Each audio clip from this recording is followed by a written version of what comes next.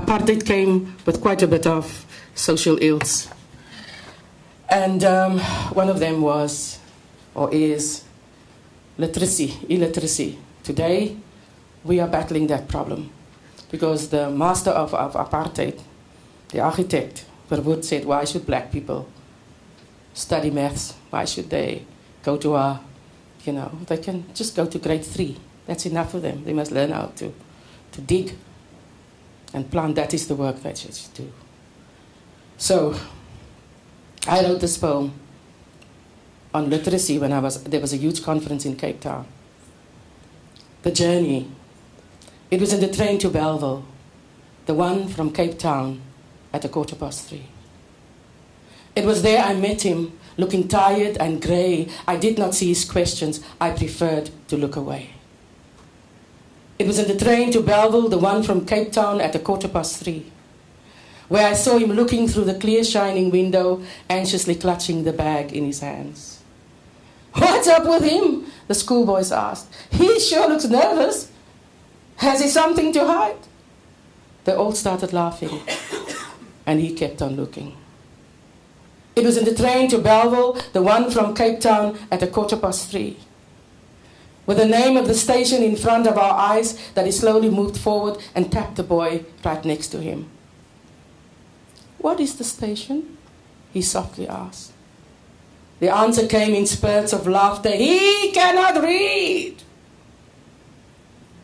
I cannot read without thinking of the train to Belleville, the one from Cape Town at 3:15, and the millions of eyes looking out of the window, and me never knowing whether they can see. I also have to tell you that I come from a town 100 kilometers from Cape Town, a beautiful town surrounded by mountains, by vineyards, and it's a place that today has the highest alcohol fetal syndrome percentage of babies in the world. This is mostly because people in that area that worked on the vineyards, they were paid with wine. In the mornings when they went to work, they got wine. In the afternoons, they got wine. When they went home, they got wine as well. So I come from a house where there was domestic violence and alcohol abuse. And I've got to talk about it. And I've got to write about it because I need to heal, and I need also to heal the others that are also victims of that system.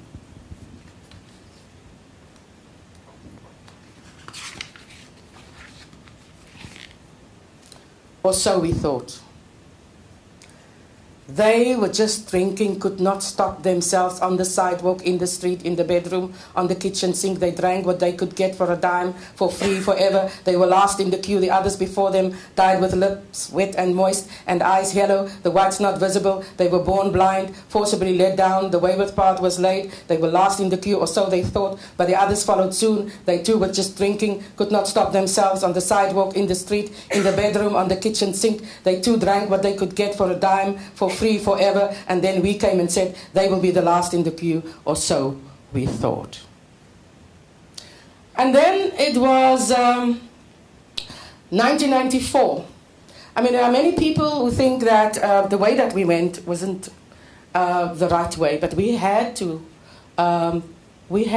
have negotiations, because otherwise there would have been a bloodbath in South Africa. And I'm very proud of the way that but we went that way. I actually think and hope that there will be other countries that would see the way that South Africa went and take some of its examples. It's very important. So 1994, we came, and with great excitement and fanfare, we were going to vote for the first time. I went to vote with my mother, and I also wrote a poem that day. On April 27, 1994, I took my mother's hand, for it was a new day in our land. She was 68, and I was 41. And as the morning sun made its daily run, we walked slowly, step by step. The roads were abuzz, but our minds were clear. A new day in our lives was here. On wobbly legs she entered the hall, but with head held high, she suddenly looked so tall. I watched as she made her cross, as we regained the dignity that we have lost. That day, on April 27, 1994, I took my mother's hand, for it was a new day in our land. Thank you. South Africa, at the moment, we have lots of problems. It's not hunky-dory. The situation of women is especially worrisome for me, and I know there are probably some of you guys that are taking note, and I know that you know big names in South Africa of women during the struggle. When the first parliament was appointed, it was sad to see that there were women who were doing great things whose names were not there. Women of the struggle. They came and knocked at 4 o'clock. The air still brimmed with night. And you stayed, hovered over what was left. You waited for them at 4 o'clock, the air still charged with sun, and you stayed hopeful for those now gone. Your footsteps lie dead. The path to the morgue, a customary one. Those you have buried and those you did not. Their details were filed in the drawers of your mind. You wake up at 4. Accuse the impending menopause and drag your weary bones to fill the back benches still. There are names you remember making front page news. There are sometimes too much wine in your glass and you laugh too loud, drowning the stories you have to tell.